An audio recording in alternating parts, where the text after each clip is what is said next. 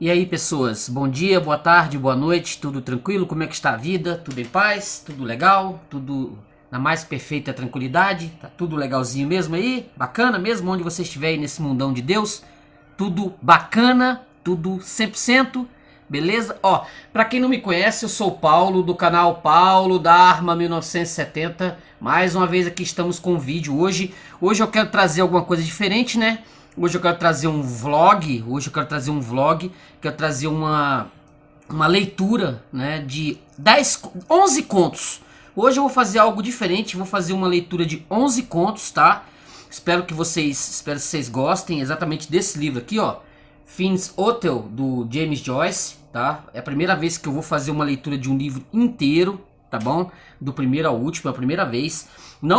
Quero obviamente não vou fazer nenhum comentário, nenhuma resenha, nada. Ela é só leitura.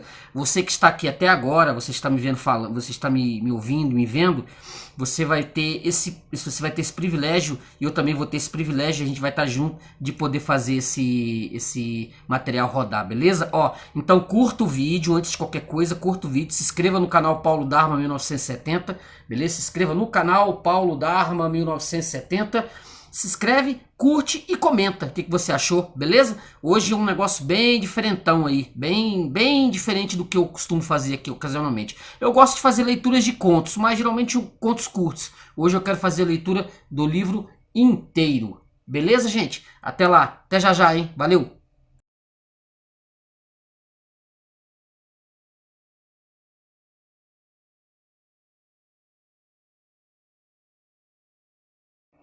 Iniciando essa ideia, esse projeto, só para dar uma ideia aqui, esse Fins Hotel foi um material achado por volta de 1990 entre os espólios do James Joyce, material que não foi publicado, tirando aqui o último conto que foi publicado. Deixa eu ver o nome dele aqui, bacaninha. Deixa eu ver aqui, que não foi esse material não veio a público.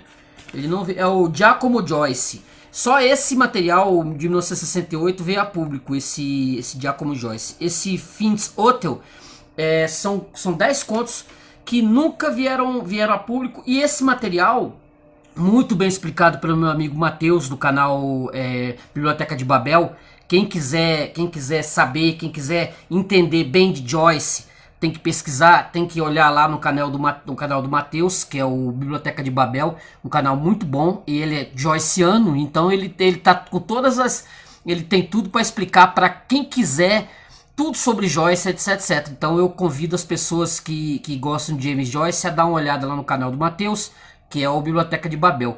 E eu, como eu não tenho essa cancha toda com James Joyce, eu só pretendo, obviamente, fazer uma leitura dos contos, dos 10 contos. 11 para ser mais exato, porque tem o Giacomo Joyce, que é o último. Então essa é a minha pretensão. Esse material aqui, então ele é como se fosse uma prévia do Finnegan's Wake, material que o Joyce veio publicar depois, que isso aqui é como se fosse rascunhos, material de rascunho. Espero que o Matheus não fique aborrecido comigo por dizer uma coisa dessa, mas é um material de rascunho, de abertura. E assim, não se sabe se o James Joyce, se ele tinha interesse de levar isso aqui adiante, ou se ele só pegou e fez um caderno de anotações, fez os contos, para que depois viesse o Finnegan's Wake. Tanto que isso aqui foi abandonado e foi achado anos e anos depois. Beleza? Então, ó, para começar, eu quero começar esse vlog com o primeiro conto aqui, A Tinterjus de Irlanda. Esse aqui, ó. Esse conto aqui. Tá bom? Posso começar? Vou começar a leitura dele agora. Grandon do Pindin Jos Berkeley, arquidruida das Tintirjós da Irlanda, em seu épita cromático, seticolório, vermelha, laranje, verdigo, manto, explicou, pois, a Patrício o albedo, o silente, as ilusões do colorso mundo de Jos, sua mobília mineral, a vegetal, a animal, surgindo ante os quer dos homens com apenas um reflexo das diversas irídicas gradações da luz solar. aquela cuja parte de si se tinha mostrado incapaz de absorver, enquanto que para o vidente que interioriter contemplasse a vera dentridade do real. A coisa como em si, a coisa é. Todos objetos se mostraram em suas reais coloribus resplandecentes como a sextupla glória da luz que deveras se neles retém. Em outras palavras, a visão assim descelada, os chamejantes cachos do rei Larry surgiram da cor do verde da azedinha, enquanto que por passar a seus trajes de 6 tons, o quilte açafrão de sua majestade parecia ser do matiz de férvido espinafre, o régio doirado, porque torque em seu peito do tom de enroscado repolho a verdejante capa do monarca, como a verdura dos lauréis em folha, o senhorio cerúleo de seus olhos tinha aparência de tomilho sobre a salsa, a esmaltada gema indiana do anel maledictório do monarca era tal que olivasse a lentilha os violáceos bélicos endemas dos traços do príncipes se viam tintos uniformemente como em caldo quente de sem-nacácia. Primeiro conto lido. Só pra eu não esquecer de dizer que é a tradução é do Caetano Galindo, tá? Caetano Galindo. E esse livro ele tem uma nota do tradutor, né, do Galindo. Tem um texto do Dennis Roses. Aí tem James Joyce e sua História da Irlanda. Seamus Dane. E aí ele vai falar sobre os colaboradores na tradução. Tá? Eu lembrei aqui de falar do nome do tradutor porque nós temos essa edição traduzida. Assim como Ulisses, etc, etc, sempre o fato de traduzir para o português o material do James Joyce é algo realmente extraordinário, porque quem faz tradução diz que é muito difícil. Tá? Nesse primeiro conto aqui vocês já viram que não é moleza. Nem a leitura é moleza de James Joyce. Ó, o segundo conto, Bondade com Peixinhos. Bondade com Peixinhos, que dizem é o melhor do livro. Vamos lá? Ó, tem essa gravura aqui, ó. Vamos lá, né?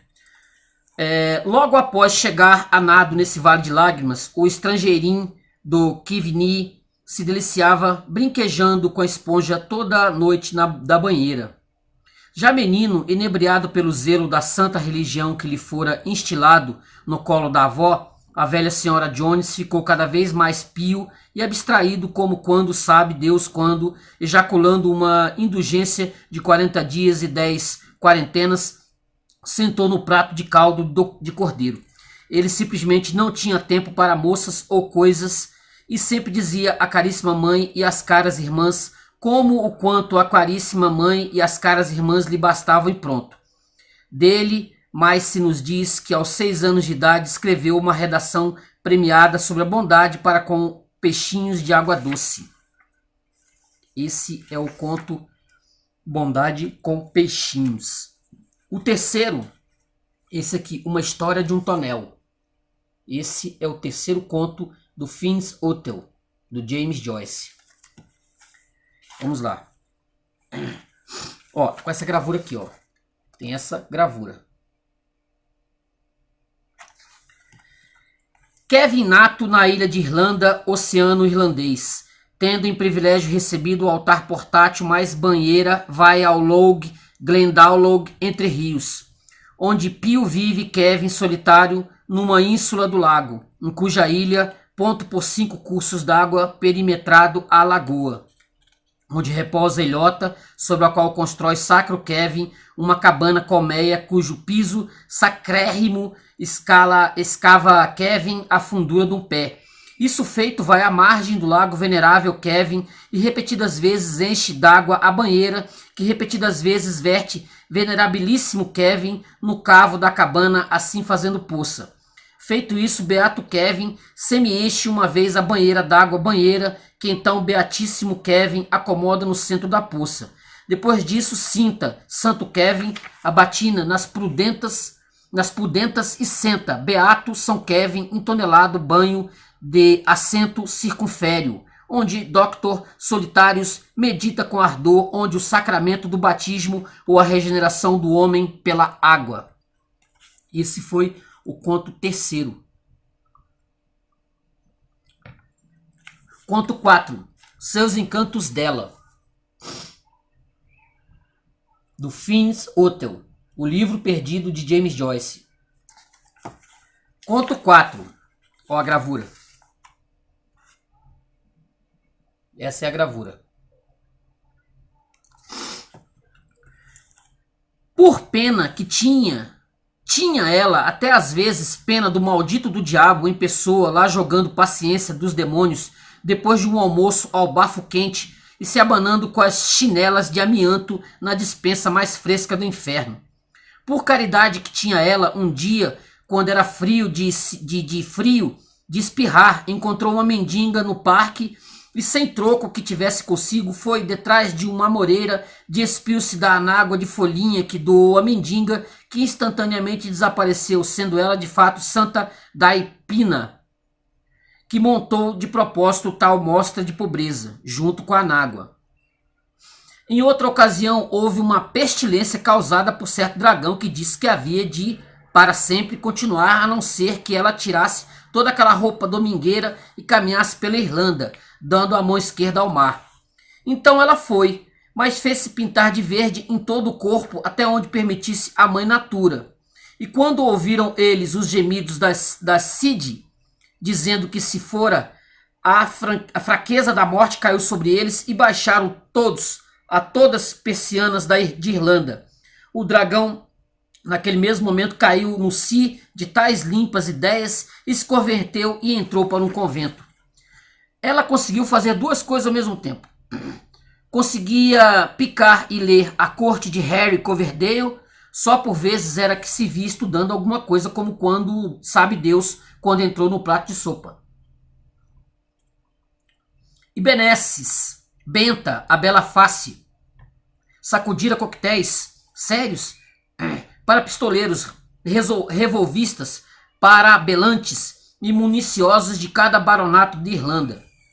Por prudência que tinha, ela sempre deixava a chave do armário na tranca do armário, a pena do tinteiro no gargalo do tinteiro e o pão sobre a mesa quente.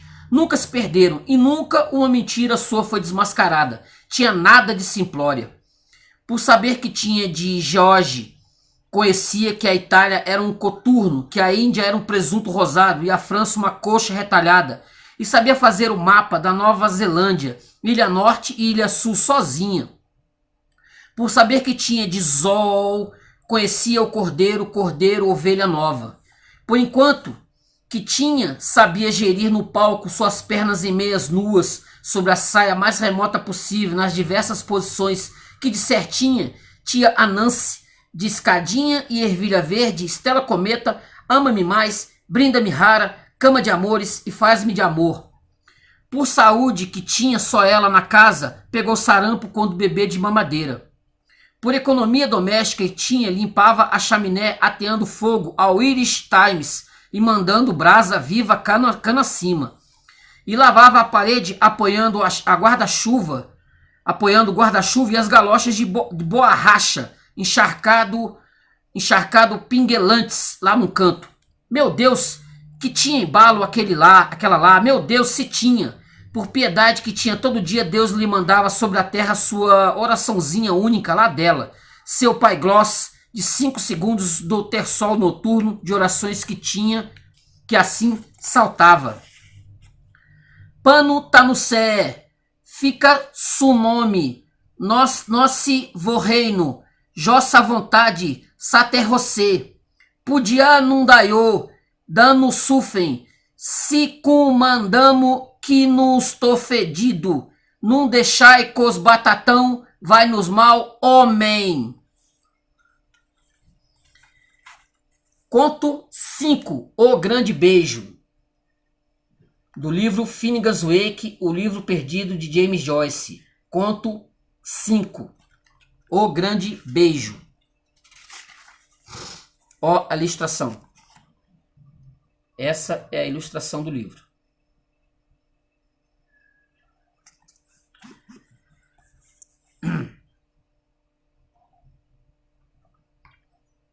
Quando lenta, anal dos dois, a morte silente, estando leve o mar sobre a face do abismo, movida por cortesia de Deus, tal formoso gaélico latagão queimado de maresia, campeão de rugby e futebol, e a Vera Bela de Luca Slizod, mais que um encanto em seu brocado azul oceano com mangas de pétalas de íris e um sobrevestido de rede cerzido com ouro, bem antecipadamente a mais nova das provas da moda, se mervelhamente cachucavam quando escurece, enquanto ambos se dissimulavam na moradeira 18 polegadas por trás da cabine da comissária de bordo, enquanto ainda, com sinistra destreza, ele alternadamente mano direito esquerdeava de proa e a popa, impedindo e de escanteio seus papéis bulbos, ovoides e esferoides.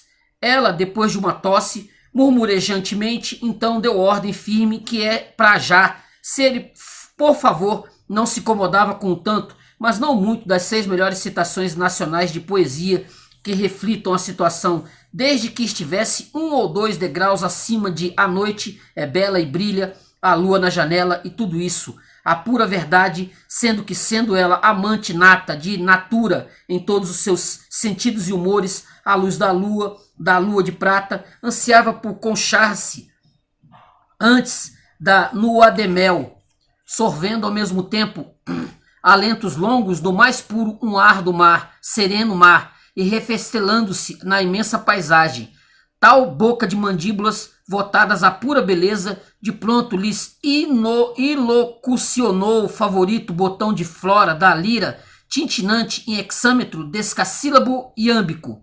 Rolai profum, dois cor, o mar azul, rolai. Nossa, foi lindo demais que eu nem tenho palavras. Aquela toda sensação, o mar de delicado matiz adornado dos plenos encantos de natura, com suas ondículas comportadinhas, com todas aquelas horrorosas e grosseiras lá Belfast da região de Lag Log, muitíssimo devidamente trancadas num cubículo. Estava verdadeiramente lindo mesmo na hora média da noite, e mais especialmente por ser ele definitivamente o homem certo no lugar certo e as condições meteorológicas não poderem ser melhores. Que siloio liso mar! Era arrolada por rolar nesse escuro o mar azul que rolava a roda toda da ronda rolada que Robert Holly arrolava a roda. Beleza de tirar o fôlego, a mais linda da Irlanda, só fitava enquanto ele, de sua altitude de jarda e tai 2 linhas, seus globos de englobar o mar global miravam, giravam, que giravam, deliravam nos olhos escuros de mares rolantes da moça. Muitíssimo obrigada, suspirou empolgada com o oliváceo pulsar do pescoço dele nu, e muitíssimo de novo por tal minicitação, que como que fez tudo tão muitíssimo perfeito, que coisa mais delicada. Amoroso acima de todos, ele, esmalgarroças, empolgador, motor de seus suspiros, tendo prealavelmente com seu braço útil ocupado na linha de fundo bem ao sul do ombro oeste dela, enunciou o que se há de seguir com grandiosa paixão de sua altaneira faringe. Isolda! Ah, se ela não quiser! Por elevação de pestanas rumo ao louro de seu amado, foi que insinuosa ela invocou a desideração de ulterior declaração. Foi ele instante e declarou: Isolda, ah Isolda, sol da alma, irmão, irmã, quando este elaponto Sir Tristão binoculiza seu imprecatabildíssimo ego subconscientissimamente lente a de profundidade de multimatemáticas e materialidades pelas quais, na pancósmica ânsia, a omnimanescência daquilo que em si próprio é seu próprio aquilo, exteriorar-se nesse nosso plano em desunidos corpos sólidos, líquidos e gasosos, em nacaradas intuições passionarquejantes da pessoidade reunida no hiperdimensional paneu desenguificado. Ouvi, todos vós aqui arencados. Fecha a porta dos teus mares, Via Láctea, esparge opaca luz. Foi bem aqui que se deu uma coisa bonita. quando a lisonjeira mão da moça de pura diversão, quiçá houvera jasminente bem na hora exata, fechando-lhe a casota, ela vívida, surda de amor. Você a conhece, aquele ser tão anjo, uma das mulheres de fado encantadas da paixão. Você cai por ela.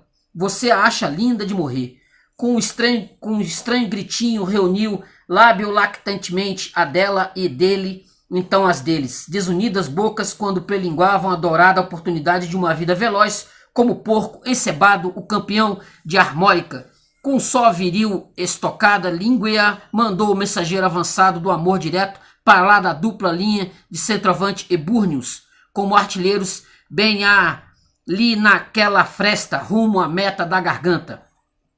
Agora, eu estou te dizendo isso direto, de uma mulher, mulher homem, que palpava os pensamentos alvos você nisso, por exemplo, com candura, suporia ter ela, belo exemplo da jovem moderna, velha, antiga, princesa irlandesa, com bons 18 palmos de altura e marcando 62,5 kg no paddock com seu vestidinho de madapolão e nada sobre o chapéu que não cabelo rubro e sólido marfim, sem esquecermos um par de olhos sensuais de primeira tintos do mais profano castanho naquele preciso momento psicanalítico a respeito do velho chato do rei Mark, aquele velho chato daquele bode sem leite, com sua varinha oficial e seus tubos bronquiais, o velho chato daquele castor orangotango com aquelas velhas chatas, daquelas calças de um xadrez de 22 C6 pence, não chegava nem a uma pitada de cocô de galinha, e essa é a coisa mais malvada de que já se soube desde que Adão estava de cadete na mirinha. Não, sabe Deus, longe disso. Se há quem se saber a verdade nua e crua, já no primeiro rubor amorosa, ela engoliricou o polpudo propulsor do seu americano e ambos juntos, sob o céu mais elegante, saíram todos amansando-se a pachorra. Me morra, me amores, depois do que? Primeiro, crendo em segurança, antes de acabarmos os 10 segundos regulamentares, a volúpia Britânia consideravelmente permitiu que ela relaxasse a alavancas no large famoso afogador da vela de ignição e precavidamente retirou o instrumento de fala racional da procatedral da sedutância amorosa. Estou muito satisfeito de ter dado com você, Tris, seu fascinator. Miss Erin disse quando ganhou-se livre, rindo, ao mesmo tempo deleitosamente em covinhas, extasiamento, estando imensamente revigorada por sua gratificante experiência com o abraço amoroso de um figurão muito continental, assim como ele dotado de bela face, que bem valia olhar, com um interessante tese de sebo suíno, da qual se muito esperava enquanto astro cinemático, pois ela plenamente percebia ser ele, evidentemente, uma notoriedade no departamento poético, igualmente, pois que a nunca via beber uma laranja sem lhe oferecer o trazimento da marmita. E para te encurtar a história, considerando-o, grosso modo, o uniquíssimo rapaz de sua escolha, significava basicamente tudo para ela, bem ali, seu ideal do vero amigo, de uma moça com sangue rubro pelas veias, nem feio imenso, nem fofinúsculo. Sobre elas aladas urlavam as aves estrídulo júbilo, mandrião, gaivota, maçarico e tarambola, peneireiros e tetrazes, os pássaros todos do mar, escavam matreiros quando ouviam o grande beijo de Trustão e Usolda. Assim ciciavam-se os cisnes. 3 quarks a Mustermark, que claro já de há muito, mas não carca. E claro que se faz só errar a marca, mas ó, todarquila voa alto. Não seria uma fusarca ver aquele urubuzão que vem que se assambarca e caçando as nossas calças pitalgadas perto do Palmerston Park. Ho, ho, ho, ho, poderoso Mark. Sois o mais doudo dos galos que Noé volou da arca e achais que sois galináceo de alta marca. Foi falta. Tristo é o rapaz que ora embarca, acatá-la, casá-la, acamá-la, encarná-la, sem nem piscar uma pluma de cauda ou da ala, e é assim que há de ganhar dinheiro e marca. Conto 6, Bordões da Memória. Está aqui. James Joyce, Fins Hotel. O livro perdido de James Joyce, Fins Hotel. Mais um conto, o 6º da nossa listinha aqui. Estamos chegando no 10. Olha aqui a ilustração. A ilustração do conto. Beleza, né? Então vamos lá. As 4 ondas de Irlanda ouviram também, apoiadas em bordões da memória. 4 eminentemente respeitáveis velhos damaradas pareciam trajados em dessamassadas vestes de missas para a ocasião, barrete cinza, meia altura, casaco alfaiatado a combinar, óculos salares e assim por diante. Sabe como? Estudo e por tudo, fora a salubridade, o quarto visconde de Power Scott ou North, leiloeiro na anual feira equina da sociedade dublinense. Tinham visto o que lhes bastasse a captura de Sir Arthur Casemans no ano de 1132, a coroação de Brian pelos dinamarqueses em Clonmacnoise, o afogamento do faraó Fitcharis no mar protolemaicamente vermelho, o afogamento do pobre Matt Caine de Duleare, a dispersão da armada flamenga nas costas de Galway e Longford, o pousio de São Patrício em Tara no ano de 1798, a separação da frota franca do general Bosch no ano de 2002. E era tal sua memória que tinha sido nomeados professores nas 4 principais séries do saber de Erin, as universidades de Matoukura, Matem Todos, Setren Matem, Mate Morte, Sobolochão, donde telegrafavam 4 vezes por semana nos 4 módulos da história, passado, presente, ausente e futuro. Viúvas do Mandelargo, todos tinham sofrido, havia muitas eras de divórcios sumários de parte das respectivas maridas, com quem se mantinham em termos amicabilíssimos por um decreto absoluto exarado pelo meritíssimo juiz Piante no tribunal de criminosos machos matrimoniados de Boernasondas, 1 por ineficiência no coçar de dorsos, 2 por terem saltado seus gases sem primeiro protocolar solicitação por escrito em papel ofício timbrado, 3 por terem tentado toscas familiaridades depois de uma refeição decomposta de ciris, 4 em função de suas feições em geral.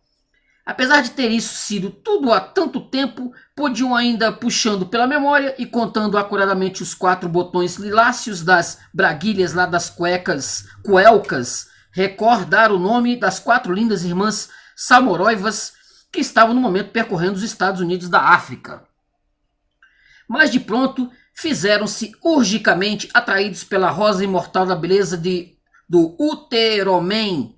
Viviam tentacularmente a pender das cinturas náuticas dos botes de Northwall e Holyhead e dos vapores de turistas da ilha de Man, espiando com glaucomatosos olhos pelas escotilhas cataráticas de cabines de luas de mel ou de apartamentos toaléticos das senhoras dos salões. Mas quando ditos vetustas as 4 ondas de Irlanda ouviram a detonação da osculação, cataclismo, cataglotismo, que com ostentação osculum com base o necnon suave oc, deu Tristão em Isolda, então soltaram alto a roda das praias de Irlanda, o uivo do prato cantado dos velhos. Altissonaram as idosas ondas de Erin em palestrina melodia a 4 vozes, 4 contra todos, todos em só gáudios de nênias de só solidão dessa idade, mas com bárdica licença, havendo em volta de aves e estrelas e ruídos o que aprovesse em quantidade. Espraimaram seu poemarola. Um céu sem aves, tardemar estrela, baixa no oeste, amas a imagem, mas mal podes vê-la, não esqueceste. Olhos marfrios e as ondas no cabelo perfumado, caindo que o silêncio há de vertê-lo em sol levado. Um ai porque te há de lembrar, um ai, rechorra peito meu, se num suspiro o amor dela se esvai, nunca foi teu. Tchan! Parte ser exterminada, beleza? Então chegamos ao conto 7, Firmamento ao Estrelato, do Finn's Hotel, do James Joyce. O livro perdido de James Joyce, que em 1990 foi descoberto os manuscritos desse material aqui, que foi traduzido para o português pelo nosso digníssimo Caetano W. Galindo, da Companhia das Letras. Essa edição aqui, tá? Essa edição aqui é de 2014, da Companhia das Letras, beleza? E publicado em 2013 pela It Press. Então vamos ler aqui Firmamento ao Estrelato, que é o 7º conto desse material aqui. São 10 contos do Finn's Hotel mais um, beleza? Olha aqui a gravura, pra gente não perder a conta, né? A gravura. Vamos à leitura. Conto número 7, Firmamento ao Estrelato. Isolda, com longífamos cílios borboletocando a propínqua e longífama face dele, sentiu o mais doce que ameixa ou cereja, que bombons ou bolinhos de Lipton, que o vale dos Crátegos, no mês de maio, primeira quinzena, que é a melhor música de banda pelo ar, que lindamente pesante de soninho, murmurou tontolescente.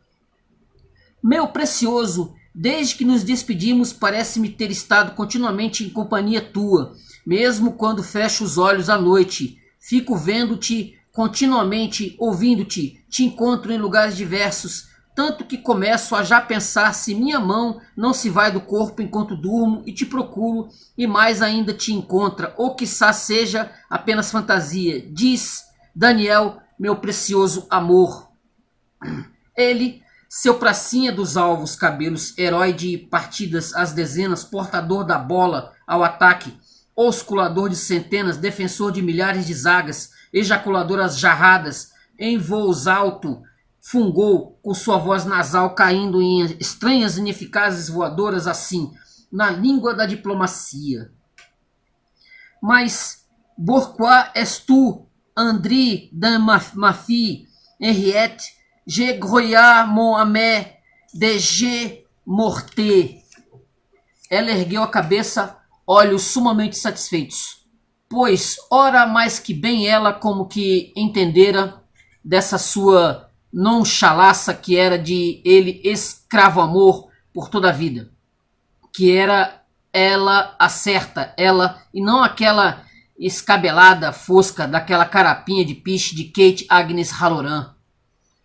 Ele, o cavaleiro cara desossado, primeiro mártir da indigestão, era como que suscetível a hemorroidas províncias do sentar-se em muros de pedra enquanto se refestelava na beleza de natura e acima e além disso de quando contraiu teimosa tosse por médico aconselhamento do Dr. Code, andava mandando para baixo poções diárias de extrato de casca de salgueiro por se proteger da gripe irlandola. Com febril palor, indicando a ação do alto mar no estômago abstêmio, ele contemplava os santos fantasmas de seus amores graduacionais, Henriette sobre a meda de feno, Nenete de Albaie, atrás da porta da taberna, Marie-Louise, toda nugas, toda pulgas, Bebinha, Suzane, salve-se quem puder, e não esqueçamos a Ossúdia, zeladora do pároco local. Medonhamente ele olhou para ela com vistas de amores idos e de crepes. Sorrísio, Johnny, apelava ela ginelexicalmente. Gemes tu por mimimi? Nem só um pouquinho? A contratempo e parcialmente autoestrangulado, ele tentou replicar. Senhora, não estou à altura. Mal conheceis o passado do homem. Por que houvemos de nascer em dois lugares diferentes? Para que houvemos de nos encontrar ontem, por assim dizer? Por que esse estrangulamento, esse anseio por um bono ardum em oposição a um bonum simpliciter? Aceitaríeis porção de meu amor dividido?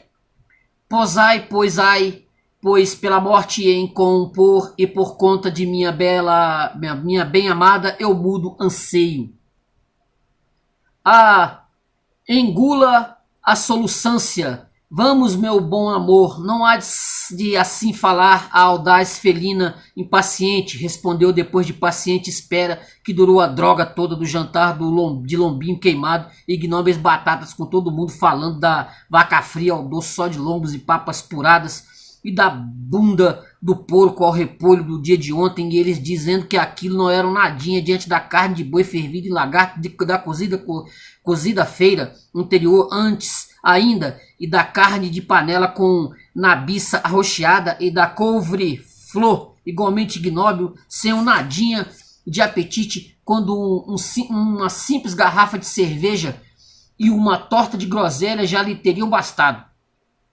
Amor queria o maior do mercado, vera o novo cego amor sem fundo e de alta velocidade atordoante amor à primeira vista, extunto humanitário de homem das cavernas, a superjoia universal, razão pela qual ela de novo beijava, e ele, cavalheiro inato, com o dom de enrusbecer bem como o do gamão, contrabeijou porque se tratava de sua única máxima nessa vida que se uma dama, por exemplo, calhasse de ter uma libido por um naco de lasca de queijo Stilton e ele calhasse, digamos assim, de ter no bolso um quarto de libra ou coisa assim, de gorgonzola verde chulé, ora bolas, ele ia simplesmente meter a mão no bolso, sabe como, e ora simplesmente lhe daria um beijo, lhe daria o queijo, não é mesmo? Para ele tascar os dentes. Contudo, primeiro e acima de tudo, antes de testar-lhe o triângulo para provar se era, como diziam os jornais Virgo, intacta, ele perguntou se ela já se tinha deixado levar por clandestina fornicação com ou sem contraceptivos.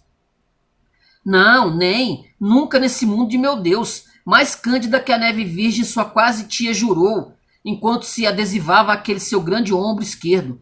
Pela racha amachadada minha, pelos dos meus caros pais, pelo inviolável orvalho de bem bumbim, pelo arenque d'água fresca de Poulain, Cherry, saqueador algum jamais abordou, jamais contemplou as 100 delícias das liças cá na raiz das maravilhas. Seu pranteante abraçador apontou para a hoste Sidéria. Por elas fê-la jurar, as que foram e são e serão, as que silentes semeiam, que rompantes reluzem, que auxílio cintilante nossa verdadeira casa e como ele oranograficamente comentou, faróis dos amantes no além. Para cima miraram firmamento ao estrelato, enquanto no olho de sua meninota o amante, sem amor, pecante, sem pecar, respirou. Qual cavaleiro sou, esse? Nunca magoou os sentimentos de outrem. E, tris, qual doce é meu natural, não é? Não foi exatamente algo que ele tivesse dito ou não foi algo que ele estivesse exatamente feito, mas mesmo assim foi alguma coisa nele, como aquele jeito de estar sempre metendo o dedo no bolso das calças e aí espetando no olho que nem bebê na cidra, o grande bobão. Ou aquela vez em que ela derrubou o picolinúsculo Lencito e como ele tão graciosamente o apanhou com o casco de cá e o ergueu de um chute tão polidosamente dado até seus dentantes picolinúsculo. Lacrimava ela. Vá embora instantaneamente, rúgia, ralé. Ótimo, ele disse, sua vaca. Ele saiu-se a francesa e circulou conforme solicitado. Antes de se passarem muitos instantes, soltou ela um assovio. Ouvindo chamarem seu nome, sagacissimamente ele interrompeu o passo em torno e virou-se contra ela, agora parecendo prenhe de firmeza, como quer dizer, que a essa tua alma podre e nojenta vá secar no inferno sua coisa, tudo que for teu vá também. Não, volte, ela mirava, não me esqueças, te quero tanto assim. Está ótimo, seu praticamente sobrinho disse. Tendo já parado, ele se virou e circulou em direção reversa e de pronto deteve-se vis a vis sua tia vindoura que o recebeu dizendo: qual nobre foi tua resposta ao nosso chamado, ó lealdade?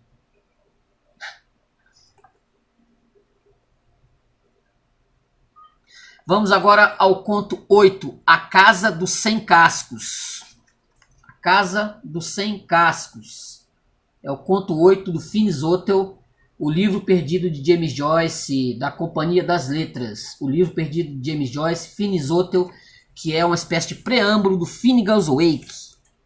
E que, se você quiser saber mais, vai pesquisar com o Matheus, que é um especialista em James Joyce, lá do canal do Biblioteca de Mudo, Biblioteca de Babel, tá? Biblioteca de Babel, do nosso caríssimo Matheus, beleza? Foi ideia dele, ó.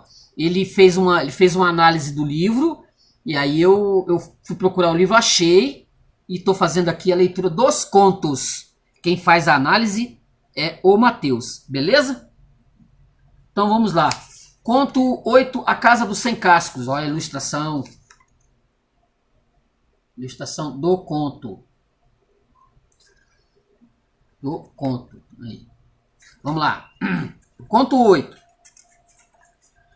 Mas enfim, depois disso, para dar cabo de vez do longamente inenarrado dia festivante, o aniversariante de sua primeira santa comunhão, depois desse mesmo churrasco afeijoado ter se findo, o coitado do velho rei Roderick O'Connor, persumo chefe polemarca e último pré-elétrico rei de toda a Irlanda, que tinha qualquer coisa, pode ir chutando aí entre 54 e 55 anos de idade, na ocasião, depois da assim chamada última ceia que grandiosamente dera aos cavaleiros de Malte e suas cervajas em sua ombelífera casa dos 100 cascos, ou ao menos não era de fato, então o último rei de toda a Irlanda, por enquanto, pela simples e clara razão de ainda ser naquele instante o iminente rei de toda a Irlanda em pessoa, depois do último preeminente rei de toda a Irlanda, o outrora o camaradinha engraçadão que veio antes dele, o rei Art MacMurrough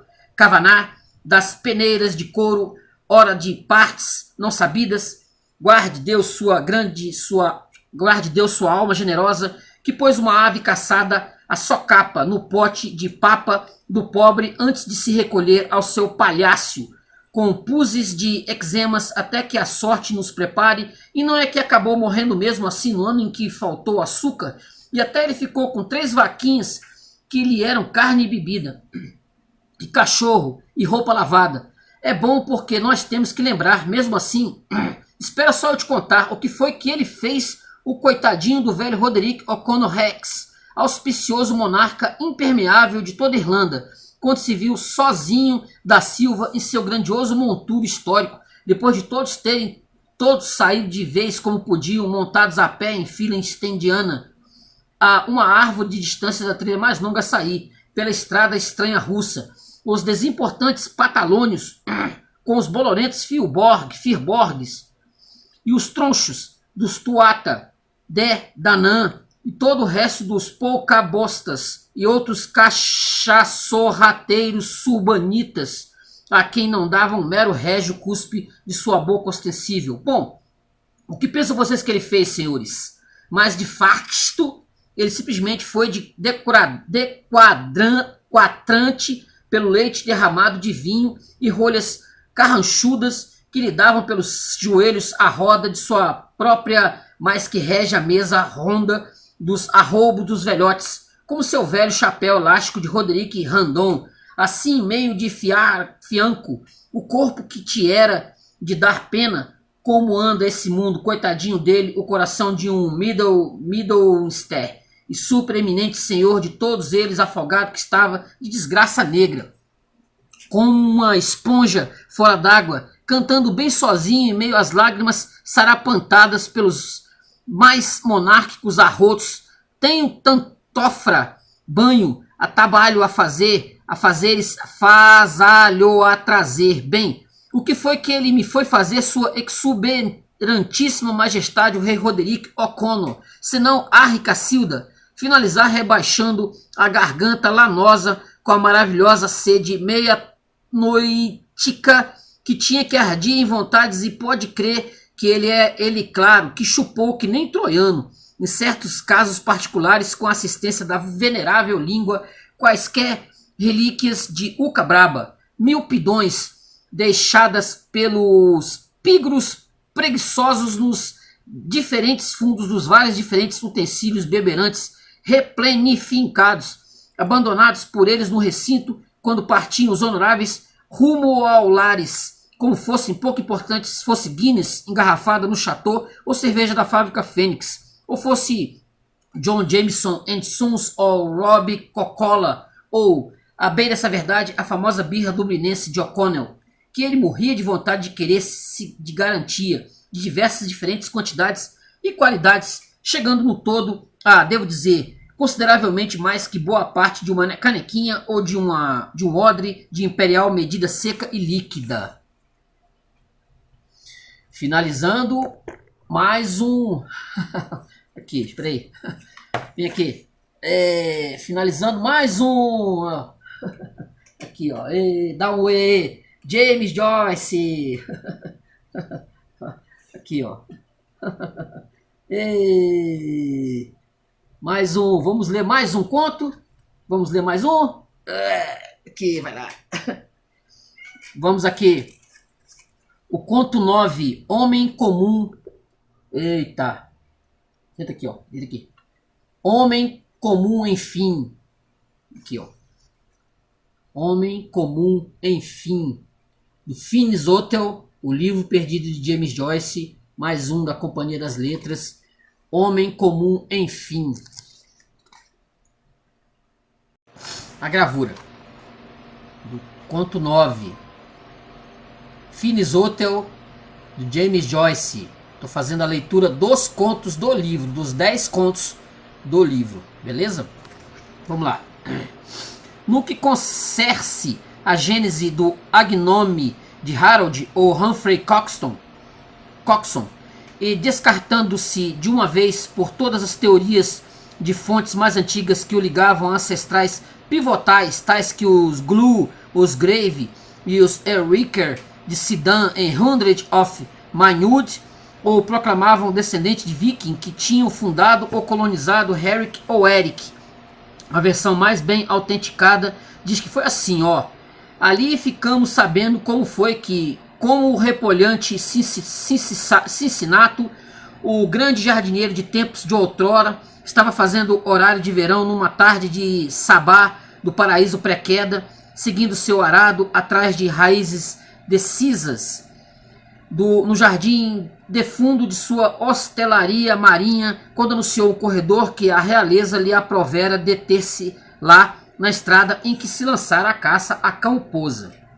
Olvidado de tudo além da simples lealdade de vassalo ao etnarca, Humphrey ou Harold não deu ouvido a julgos ou celas, mas escafedeu-se ensoarado, como estava, a bandana molhada pendente frouxa do casaco de bolso, para o pátio de frente da taberna de peluca, sobrecilha, calção de golfe e botas bulldogas almagradas de marga rubra, tilintando as chaves de cancela e sustendo bem alto entre os fixos piques dos venatores, um alto poleiro por sobre o qual se fixava um vaso desemborcado.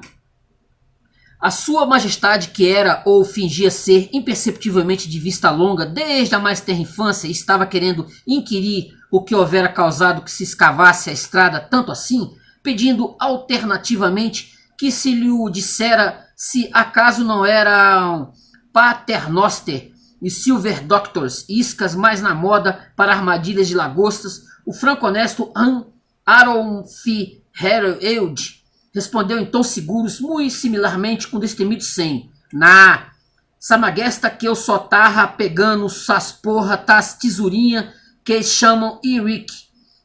Nosso nauto imperador que drenava uma moringa de óbvias águas, com isso deixando de engolir, sorriu cordialíssimo por sob seus bigodes morcinos e deixando-se levar pelo amistoso humor que Guilherme O'Conk, pelo lado materno, tinha herdado junto com os dedos meio curtos da tia-avó Sophie, virou-se para dois de seus séquitos de mercenários, Michael, Lord Herdeiro de Lakes, em Offaly, e o prefeito jubileu de Drogheda, Elcock, sendo os dois trabucos Michael M. Manning, protossíndico de Waterford, e uma excelência italiana chamada Jubilei, segundo uma versão posterior citada pelo erudito academiarca Canalan de Quem Mais Que Nós, e comentou: trililindo. Santossada, como fumaria audivelmente nosso rubro irmão de Chuvenbalde, se soubera que temos por baile um canseiro que reveza de canceleiro, além ainda de Erwicar. Vem a pergunta: serão esses os fatos conforme os registros de ambas, ou cada uma das narrativas andreopalmúrficas colaterais? Veremos, talvez não tão cedo. O grande fato permanece de que, depois dessa histórica data, os hológrafos todos até aqui exumados e rubricados por Harold Frey trazem a sigla HCE. E porquanto continuasse sempre apenas constante Bonduque Humphrey para os fomáceos mequetrefos de Luca Lizode e Chimbers para os chapas, foi igual e certamente prazível piada populácia que lhe deu por senso de tais normativas letras o apelido de homem comum, enfim. É um imponente comum, ele sempre semelhou deveras, constantemente idêntico a si próprio e magnificamente merecedor de tal universalização. Toda vez que continuadamente inspecionava do bom começo ao fim feliz a reunião verdadeiramente católica reunida unitariamente de todo canto, vinda para aplaudir unanimemente a companhia de W. Kelly na peça do Miléculo, um divórcio real com ambiciosas seleções bandais no intervalo de The Bo Girl e The Lily, e todas as noites com domínio de gala de seu camarote vice-real, onde verdadeiro Napoleão IV, o pai de todos os povos em todos os tempos, restava, contando com a integralidade de sua casa, sua volta, com um indefectível lenço desfraldado, refrescando-lhe o pescoço, cachaço e omoplatas, e com um smoke com painéis de guarda-roupa completamente aberto, e uma camisa que bem se poderia chamar de um estouro em cada ponto, de longe mais gomada que os martelos lavados a seco e as cômodas com o tempo de mármore da plateia e princípio da galeria. Sentido mais vil já foi lido nesses caracteres cujo sentido literal a decência pode segura apenas vagamente insinuar. Já foi perdigotalmente beatificado por certos espertalhões que ele sofria de uma doença vulgar. Para tal sugestão, a única resposta movida por respeito próprio é afirmar que há certas declarações que não deviam ser, e gostaríamos de poder acrescentar, não deviam ter permissão de ser feitas. E nem puderam seus detratores que, raça de sangue imperfeitamente quente, aparentemente o concebem como grande lagarta branca capaz de toda e qualquer enormidade no calendário registrada para descrédito das famílias Duke e Kellykeck, solidificar suas alegações ao insinuar que, alternativamente, esteve ele certo tempo sob a bizonha imputação de perturbar fuzileiros galeses no parque. Para qualquer um que tenha conhecido e amado a cristicidade do grande gigante mente limpa H.C. Erwicker, durante toda a sua longa existência, a mera sugestão de que seria ele um fuça luxúrias, a cata de maus caminhos caídos em suas armadilhas, soa particularmente patusca. A verdade nos compele a dir que se diz ter havido certo caso do tipo que implicava por vezes Cicrano, que permaneceu completamente anônimo, mas estava, afirma-se, postado no Malons por uma instância de vigias guerreiros do Comitê de Vigilância, e anos depois aparentemente caiu mortinho enquanto esperava um machado algures perto de Howick Street. A calúnia, por mais desesperadamente mentirosa, jamais pôde condenar aquele bom e grande e nada ordinário meridião Erwicker, como chamava um autor, por qualquer impropriedade mais séria que a mencionava por certo guarda-matas ou espectador, que não ousou negar ter naquele dia consumido o espírito do milho, de ter se comportado de maneira incavalheiril diante de um par de delicadas criadinhas no verdésimo do Vale Juncoso, onde ou assim declaravam tanto toga quanto toucas, dama natura, as houvesse espontaneamente no mesmo momento do entardecermente enviado ambas, mas cujas combinações teustimônicas publicadas são, onde não, dubiamente puras, visivelmente divergentes, quanto ao ponto somenos no que se refere à natureza íntima dessa. Uma primeira ofensa de prados ou presas, que foi admitidamente uma incauta, mas na mais louca parcial exposição com as circunstâncias atenuantes de um abnorme veranico e de uma ocasião perfeita a provocá-las. Ilustração do conto 9, fechando o conto 9. Finnegan's Hotel, o livro perdido de James Joyce, Companhia das Letras, do canal Paulo Dharma, 1970. Beleza? E vamos pro último conto, que é o 10º, Eis que te carto, que depois tem mais um para fechar, que nós vamos fechar com o Giacomo Joyce, que é um conto extra, né, do livro, que é de 1968. Então, ó, Eis que te carto, conto 10, desse nosso vlogger, né, para dizer assim, né, nosso vlogger, do canal Paulo Dharma 1970. Nós estamos fazendo a leitura do Finnegan's Hotel, um livro que assim, é um precursor do Finnegan's Wake, tá? Você que conhece James Joyce de orelhada, isso aqui é quase uma espécie de precursor do Finnegan's Wake, beleza? Então vamos ler aqui o Eis que te carto, o conto 10º, o último conto do Finnegan's Hotel. Ó, vamos ao desenho, a gravura do livro. Lembrando que esse é um livro da Companhia das Letras, que a tradução é do Caetano W. Galindo, tá? Esse livro da Companhia das Letras. E tá por aí à venda, se você quiser tê-lo. Ó, a gravura. Beleza? Vamos lá. Venerada Majestade, bom, eu ouvi tudo, esses gatulamas, o que eles estão falando dele, e eles não vão dar em nada. O honorável senhor E. Wicker, meu devoto esposo, e ele é um verdadeiro cavalheiro que troca lá suas 2 camisas por dia, que é coisa que nenhum dos sorratos nunca vai fazer, porque, como canta o poeta Régio, essa estirpe tem primeiro que nascer como ele nasceu, meu devoto. E foi entre Williamstown e a Aylesbury Road que primeiro vi a luz do amor nos olhos teus como um par de velas em cima do vão comprido. Acho que ele está me olhando, mas como se ele fosse sumir numa nuvem, quando acordou, todo suado, do meu lado, e me olhou na boca e me contou de verdade a sua opinião, que o perdoasse, ó adorado, mas que sonhou comigo que eu estava com o rosto lindo naquele dia e eu simplesmente achei que tinha voltado ao paraíso perdido, quando o mundo inteiro era junho, amor, onde os dois andamos de mãos dadas. Bom, veneranda majestade, venho por meio desta jurar que nunca na minha vida meu marido mandou o butim com uma gotinha que não fosse de leite saidinho da vaca natural. Isso é tudo mera invencionice de uma cobra criada, e o nome dela é McGrath Brothers, contra aquele estimado homem, meu marido honorário.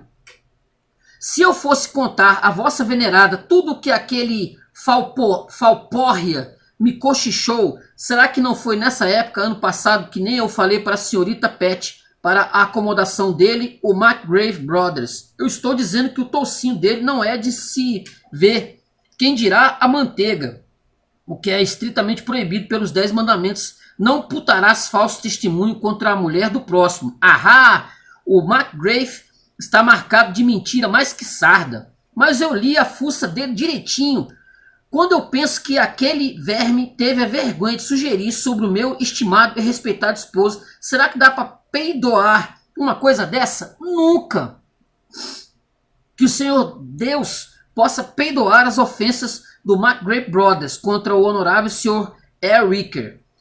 Por dar cá 2 palhas, sim, e enfim, eu podia soprar aqui para alguém que eu conheço e eles iam fazer ele virar cadáver, com o maior prazer por fuzilamento privado, e não iam deixar sobrar McGrath Brothers que desse para raspar do chão. Mentiras! Jamais houve qualquer moça na minha casa que esperasse incômodo do meu estimado esposo. Nunca!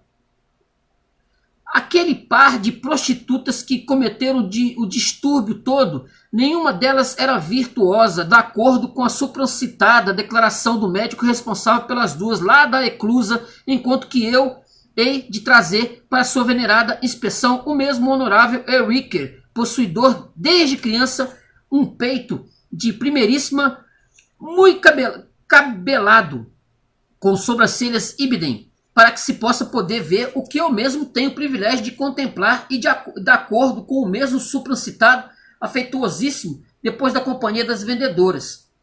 Não vou tolerar que o réptil retorcido da estirpe dos McGrath fique espalhando suas mentiras por aí, por tudo onde moramos, se ele acha que ele é o barulhão aí das prostitutas, como eu simplesmente concordo. Tó, Vermoso, agora eu te conheço. Eu ia odiar ter que dizer o que eu acho dele. Eu tenho entojo dos sorrateiros McRae, fornecedores e armazeneiros italianos por privilégio real, querendo viver de mim e do meu nobríssimo esposo como um par de paraquedas sujos. Eu não ia sonhar com uma salsichinha deles, nem para envenenar um gato. E estava tudo nos jornais de domingo sobre as famosérrimas linguiçonas de Elwick, que foram comidas e apreciadas por mais de 15 milhas de gente em Dublin nesse fim de semana. Mentirosinho, inexpulsivo. Primeiro ele foi escocês uma vez e aí foi demitido no Clunes, onde era só um desses supervisores que ficam dando de dedo. E mais ainda, eu ouvi um certo comentário declarado a respeito de dar seu mau exemplo diante daqueles militares, mas permitisse o espaço é minha mais firme crença que poderia mostrar que esteve desde sempre em seus desejos mentais mitigar a escrófula boçal do rei. E eu, por meio dessa, juro por sua venerada majestade que foi ele que me deu o preço do meu novo vestido à prova de balas com as manguinhas de anjo para eu ficar com cara de 21. E ele disse em minha presença nessas palavras: exatamente como existe um Deus de todas as coisas, Live, minha cabeça deu um branco total. Bom, venerado, ofeiro vossos cordiais agradecimentos, com lamentos por vos ter encartado, e agora me despeço esperando que estejais pelo melhor. Pouco se me dá uma carta errônima, que tal a respeito de uma experiência de parte de mim, enquanto menina, alegada ser desagradável com um atraente amigo colegial. E que tal? Eu era nova e facinha naquele tempo, e minhas formas admiradas desde pelo primeiro que encheu os olhos com meu lindo cabelo castanho que me caía pelas coxas inocentes, e eu posso simplesmente fazer o que me der na veneta com ele, porque agora ele é meu pelo ato de impropriedade da mulher casada.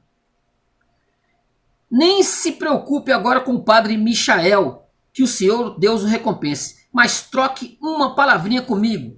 Se o McGrath Brothers só soubesse dar conta das virgens como dava antes, ele simplesmente ia cair da cadeira. Quando o senhor encontrar de novo o MG, pergunte da patroa Lili Kinsella, que virou patroa do senhor sorrateiro com o advogado beijoqueiro, desse momento chamado a atenção graças a detetives particulares escondidos embaixo do piano de cauda para descobrir se não aconteceu alguma coisa além de beijos. A Lili é uma lady liliburleira bolenavante. E ele mandou trazerem um remédio num frasco de víveres licenciados. Vergonha! 3 vezes vergonha! Eu só queria que ele desse uma olhada na caixa de correspondência um dia. Ele não ia dizer que isso era coisa de advogado. Nossa, ela dá seus pulinhos. Ai, ai. Ele ia ficar tão surpreso de ver a sua cara metade nas mãos de um advogado como o Sr. Brophy, advogado em toda a intimidade, aos beijos e se olhando no espelho. Mas chega de falatório sorrático, que os broncos lá de Bully me trataram bem mal. Se algum dos broncos do Sully fosse puxar uma arma para mim, ele ia aprender boas maneiras do jeito que eu vou chamar a sulícia. Virei por meio doutra protocolar minha queixa contra ele para o sargento Laracy, aquele que fica na esquina da Buttermilk Lane com a enfermeira do Rafferty. E ele vai tomar providências para mandar a cabeça dele ser legalmente quebrada por um norueguês expulso da cristandade. Deixa eu botar isso aqui. Cara majestade, espero que o senhor esteja bem. Todo mundo em ordem? A gente fala de vocês o tempo todo na cama. Eu mesmo me angustio com vocês. Ando sentindo mais frio do que antes e tenho que usar pijama de flanela direto no corpo. Para falar de verdade, eu andei meio mal de saúde por causa dos brutamontes que o Sully chamou pro McGrath. Me disseram que o Ceboso está no momento no hospital com palpitações de tanta bebedeira e eu quase só vi ele assim mesmo. Que não saia nunca mais, mas ele é um belo de um sapateiro na sua profissão. E agora, outro sim, eu vou informar a quem interessar possa que estou perfeitamente orgulhosa desse grande civil ALP Wicker. Vida longa a ele, meu outrora lindo esposo que anda mais delicado que um cogumelo, o que se vê pela melhora na minha aparência, e um grande atraível quando ele sempre senta adiante de mim, asno, pela ânsia de retornar nossas polidas conversas com Wicker a respeito de lídimos negócios e prazeres, quando já depois de uns bons canecos da nossa cerveja e do nosso pito, ele nunca me acorrentou numa cadeira ou veio atrás de mim com um forcado no dia de ação de graças. Desde que nasceu, está ele nativa. E é por isso que a polícia toda e todo mundo fica ladrando atrás de mim toda vez que eu saio para todo lado. Wicker é 100% humano, digo ao Sr. Ratujo e ao senhor mestre McGrath. Seus amarelos, nossa cura doce, doçada e listrada 9 pence. Posso, por meio desta, mostrar a quem bem queira ver sacto original de um bolo por cabeça e rolinhos especiais de figo de Adam Finglater, que me foram dados quando, por lembrança carinhosa, na ocasião de nossas últimas bodas de ouro pelo Sr. Wicker. Obrigado, adorado, pelo seu lindo pacote. Sempre cavaleiro nato, como podem todos claramente ver por tal comportamento. Depois, eu simplesmente admiro a audácia deles de sair dizendo de ele ser mais ruim das oiça que se porta. Devo pedir vênia de contradir vigorosissimamente, já que na verdade acho que posso adir nesse ponto quanto à questão de ouvir que ele é lá do seu jeito e comprovadamente bem decentemente surco. Eu vou dizer a ele a resposta dele se tivesse ele a coragem de dizer: meu venerado esposo jamais foi um viúvo de verdade aos olhos da lei, em consideração de sua absoluta morbe, na medida em que o atual fidalgo, o Sr. Wicker, muitas vezes deu ao supracitado dedoente todos os detalhes em resposta à descrição amorbe do falecido em suas prazenteiras horas crepusculares, quando se pode contar solidamente com esse homem verdadeiramente louvado pelas eras para jogar mempega e pula-pula, pula-pupula e sele de sainha, quando sempre está no controle, orgulhoso de si, enquanto nós francamente apreciamos acima de tudo as secretas engrenagens da natureza, graças aos céus por elas, humildemente rezo. E eu realmente achei tudo um encanto. Quem se rebaixaria a discutir com o mequetrefe de um biltre de nome McGrath Brothers? Se me informam credivelmente, sem equívocos, bola de canhão é o único argumento de verdade com o biltre sorrateiro. Ping, ping! Dá nele de novo, ping! Ele que pule, miudinho, ha, ha, ha! Eu simplesmente tenho que rir. O sorrateiro McGrath mandou ver no seu último chouriço. 3 da tarde, quarta. Grandioso funeral à luz de tochas de McGrath Brothers. Não esqueçam, o funeral em breve ocorrerá. Os restos devem ser removidos antes das 3 em ponto. RIP. Bom, venerada majestade, toma essa liberdade de acalentar a expectativa de que as nuvens se hão de logo dissipar, esperando o belo dia que tivemos. E agora concluo a supracitada epístola com os melhores agradecimentos e minhas 1000 bênçãos pela sua bondadíssima e todos o trabalho que vos hais por esta e pelo mais caro esposo, que serei fiel ao Senhor até o fim da vida, enquanto ele tiver um barril de cerveja preta com amor para as magês e todo o mundo da família, com as suas mais sinceras crenças de que em breve terão a oportunidade de espiar a mesma completissimamente. Que caiba testemunhar até o dia de hoje o empenho, minha mão e marca de vossa venerada majestade, sigo sendo a mais obediente. Sua afetivamente, dama Ana Lívia Plurabelle Wicker, única esposa legal de ALP é Wicker, XXXXNB. Isso simplesmente há de puxar o tapete do MG.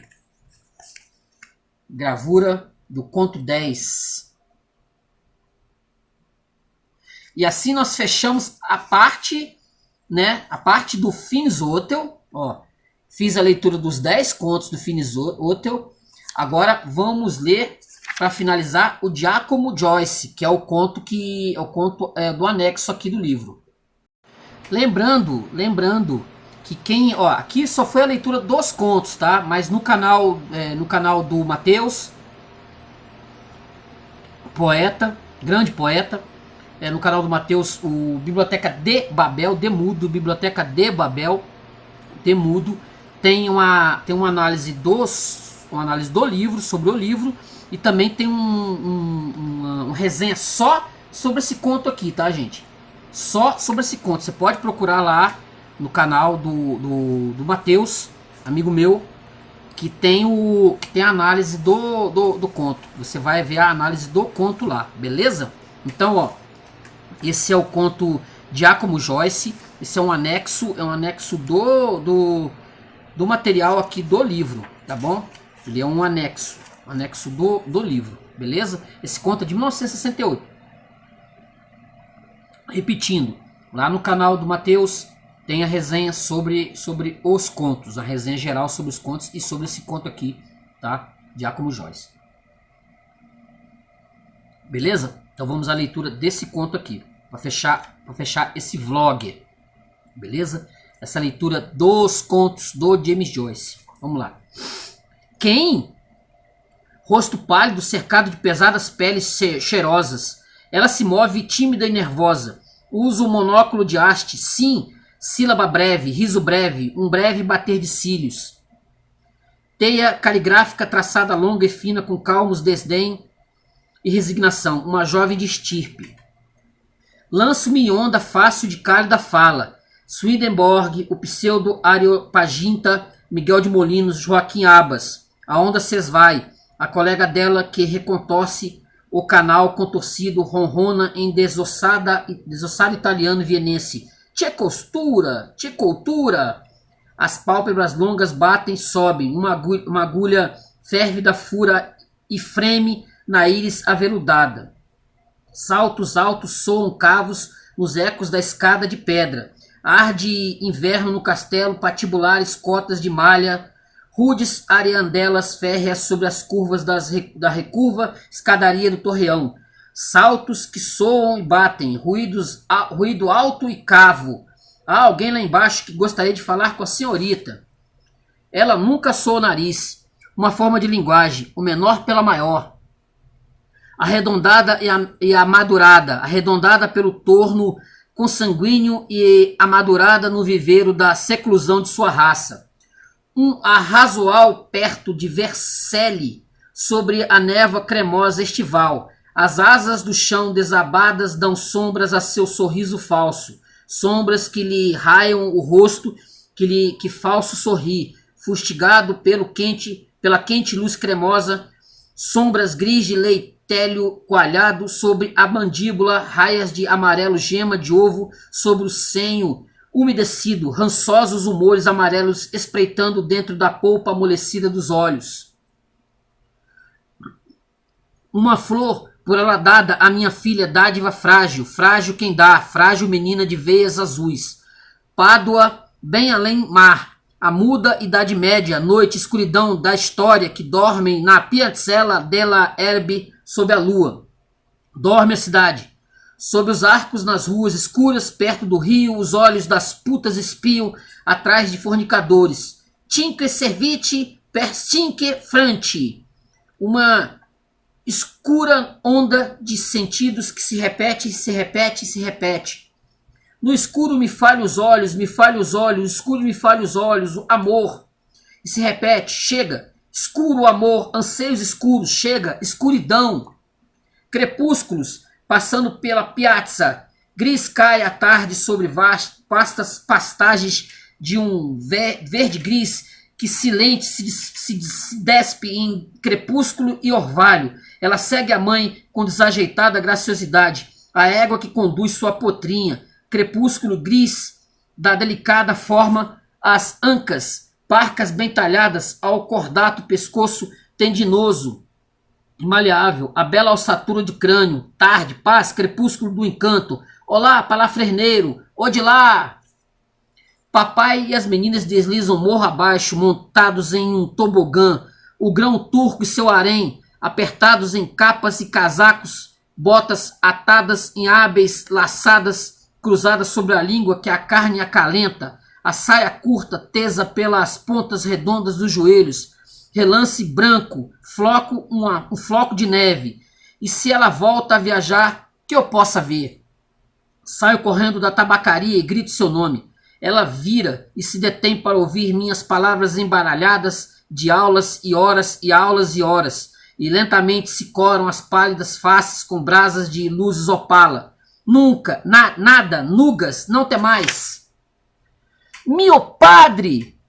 Ela cumpre com distinção os mais simples atos. Under derivatur mia figlia a uma grandissima ammirazione per il suo maestro inglese. O rosto do velho bonito, corado, de traços nitidamente judaicos e longas suíças brancas que se vira para mim quando juntos caminhamos morro abaixo.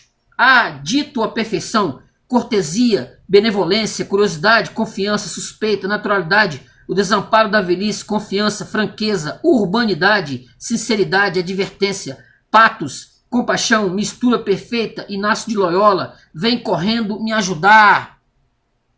Esse coração se vê ferido, vê-se triste, amor não correspondido?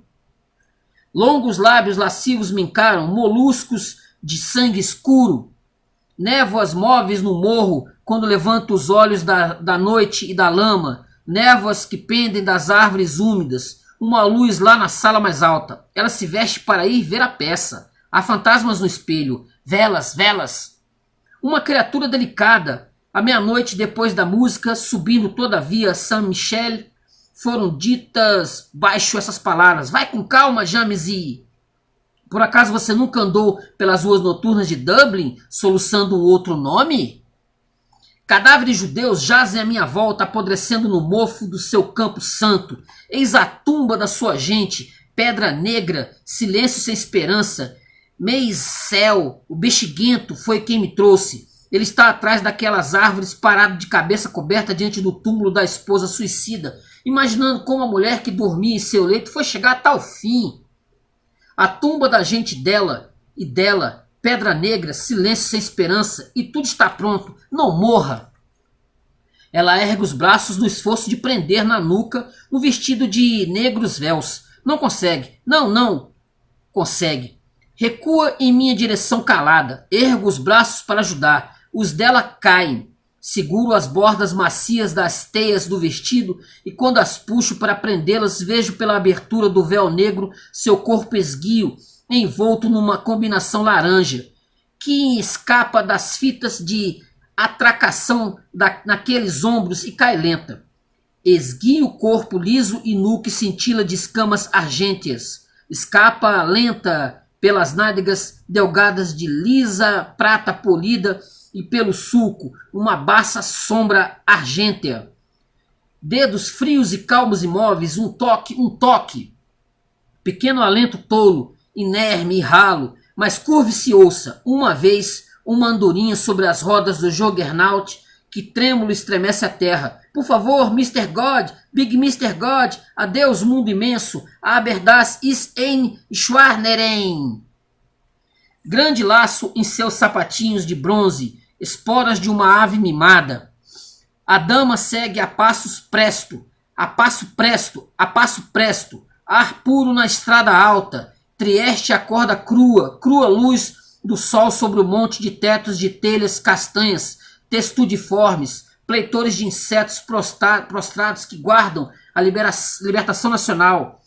Belo humo levanta da cama da mulher do amante de sua mulher. A dona de casa ocupada está a postos, olhos de abrulho, com um pires de ácido acético na mão, Ar puro e silêncio na estrada alta, e cascos, menina a cavalo, Eda Gabler. Mercadores ofereceram os primeiros frutos em seus altares, limões pintados de verde, cerejas de joalheria, pêssegos enrubescidos com folhas rasgadas. A carruagem passa pela alameda de bancas de lona, raios da roda girando no clarão. Abram alas! O pai dela e seu filho sentados na carruagem têm olhos de coruja e a sabedoria das corujas. Uma sabedoria coruja encara daqueles olhos que meditam sobre o saber acumulado em sua suma contra gentiles. Ela acha que os cavaleiros italianos tinham razão quando ergueram Ettore Albini, o crítico do Secolo, da cadeira porque não levantou quando a banca tocou a marcha real. Ela ouviu durante o jantar. Eles amam o seu país quando sabem bem que país seja. Ela ouve, virgem prudentíssima, uma saia presa atrás quando seu joelho brusco se move, renda branca que bordeja uma nágua que indevida se levanta, uma teia de meia esticada qual perna. Cipó! Toco leve, cantando baixo, as lânguidas canções de John Donland. Loth to depart. Também eu não quero ir. Aquela idade é aqui e agora, aqui se abrindo das janelas do desejo. Estão olhos que ofuscam o leste levante com um brilho que é o brilho do manto de escuma que cobre a fossa do pátio de James Babão. Aqui estão vinhos todos âmbar, torneios cadentes de áreas doces, a altiva pavana, bondosas damas que cortejam das varandas com bocas que chupam, as raparigas marcadas de varíola e as esposas jovens que cedendo alegremente aos que as tomam, agarram-se e se agarram novamente. Na crua manhã velada de primavera, odores vagos flutuam da Paris matinal. Anis, serragem úmida, massa quente de pão. E no que atravesso a ponte Saint-Michel, as águas azuis de aço que despertam me gelam o peito. Elas rastejam-se e esbatem contra a ilha em que vivem homens desde a idade da pedra. Castanha escuridão na vasta igreja gargulada. Está tão frio quanto naquela manhã, que há frigos erat. Nos degraus do alto altar, distante, nus como o corpo do Senhor, jazem prostrados em fraca oração os ministros. Ergue-se a voz de invisível leitor, entoando a lição de Oséias. Haec dicit dominis, in tribulationis humanis convergente ad me, venite et revertamo ad dominum. Ela de pé ao meu lado, pálida e gélida, vestida pelas sombras de uma nave negra de pecado, cotovelo magro no meu braço. Sua carne evoca o arrepio daquela crua manhã velada de névoa, tochas apressadas, olhos cruéis. A alma dela lamenta, treme e quer chorar. Filha de Jerusalém, não chores por mim. Explico Shakespeare, adoce o Trieste. Hamlet, Boffé, que é extremamente cortês com os delicados e os simples, só é rude com Polônio. Talvez idealista amargurado possa ver nos pais da amada apenas grotescas tentativas de parte da natureza de produzir a imagem dela. Tomaste nota? Ela anda à minha frente pelo corredor e, enquanto anda, uma mecha escura de seu cabelo lentamente se desmancha e descai. Lento se solta. Esbelto cadente. Cabelo cadente. Ela não sabe e ainda à minha frente, altiva e simples. E assim passou também por Dante, com simples altivez, e assim, imaculada no sangue e na violação, a filha do Sente-se, Beatriz, a sua morte. Ata, meu vestido e prende este meu cabelo. Ata meu vestido e prende este meu cabelo com um nó qualquer. A criada me diz que tivera que levá-la imediatamente ao hospital. Povereta, que ela sofreu tanto, mas tanto, povereta, que é tão grave. Eu me afasto de sua casa vazia, sinto que estou prestes a chorar. Ah, não há de ser assim, num único momento, sem palavras, sem olhar. Não, de certo, não me há de faltar a sorte do inferno. Operada, o bisturi entrou entre suas entranhas e se recolheu, deixando o rasgo cru e serrilhado de sua passagem na barriga dela. Vejo seus olhos negros e cheios que sofrem, lindos como os olhos de um antílope. Ó chaga cruel, libidinoso Deus. De novo, na sua cadeira, à janela, palavras felizes na língua, riso feliz. Um pássaro que pia depois de tempesta, feliz por ter se esvoaçado sua vida tola de entre os dedos em garra de um epilético senhor que dá a vida piando e feliz, pipilando. Ela diz que fosse o retrato do artista, sincero apenas em nome da sinceridade, teria perguntado por que eu dei para ela ler. Ah, mas é então uma dama de letras. Ela parada veste negra ao telefone, risinhos tímidos, gritinhos, frasezinhas tímidas que súbito se cortam. Parlerô cola mama. Vem, vem, franguinha, vem. A franga negra está com medo. Frasezinhas que súbito se cortam, gritinhos tímidos, gritando pela mama a galinha corpulenta. Lodione, as paredes encharcadas transpiram umidade vaporosa. Sinfonia de cheiros funde a massa de formas humanas amontoadas. Fedor acre de axilas, laranjas fuçadas, untos para seios derretidos, água de almécega, hálitos de ceias dos sulfurosos alhos, podres, peidos de fluorescentes opanace, o franco suor do mulherio casadoiro e já casado, o fedor de sabão dos homens, a noite toda. Eu a observei a noite toda, a hei de ver, cabelo trançado e erguido, e rosto olivo, oval e calmos, olhos doces, filete verde nos cabelos e no corpo um vestido bordado de verde, matiz da ilusão do espelho vegetal da natureza e da grama vicejante, o cabelo das covas.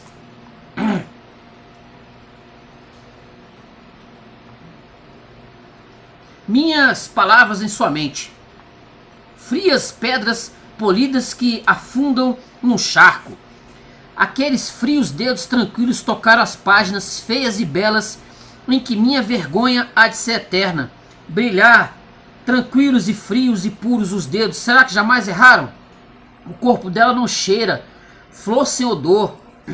Na escada, fria mão frágil, timidez, silêncio, olhos negros alagados de langor, cansaço. Guirlandas girantes de vapores gris sobre a charneca. O rosto dela como é gris e grave. Cabelos úmidos emaranhado.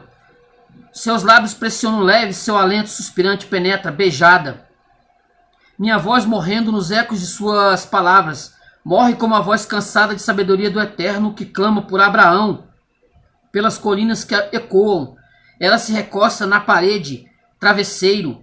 Traços odaliscos na luxuriosa obscuridade. Seus olhos beberam minhas ideias. E dentro da úmida e quente escuridão acolhedora e complacente de sua feminilidade, minha alma, que também se dissolvia, jorrou e correu e inundou uma semente líquida e abundante. Tome-a agora quem quiser.